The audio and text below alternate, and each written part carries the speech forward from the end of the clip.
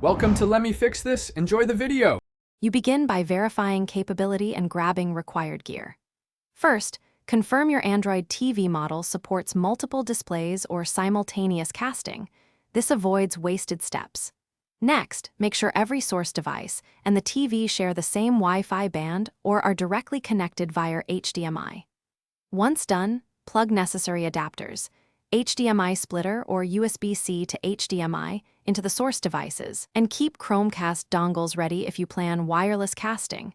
This gets you ready to configure input. You now wire and configure each connection step by step.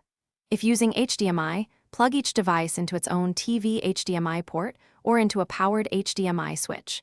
If casting, set up a dedicated Chromecast per stream and name them.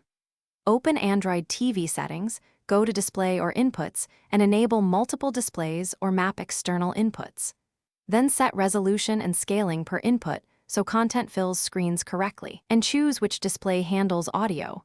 This prevents mismatched sizes and unexpected sound routing. You complete the setup by testing everything together and solving common issues. Play video on each screen, watch for sync problems, and confirm audio goes to the chosen output. Adjust delays or audio settings as needed. If you see lag or dropouts, make sure devices use wired Ethernet or reduce bitrate from the source, since Wi-Fi congestion causes most problems. Finally, if an input won't appear, power cycle the TV and sources, update firmware, and reconfigure adapters. This simple sequence fixes most stubborn connection faults. Thanks for watching. If you found this helpful, don't forget to like and subscribe.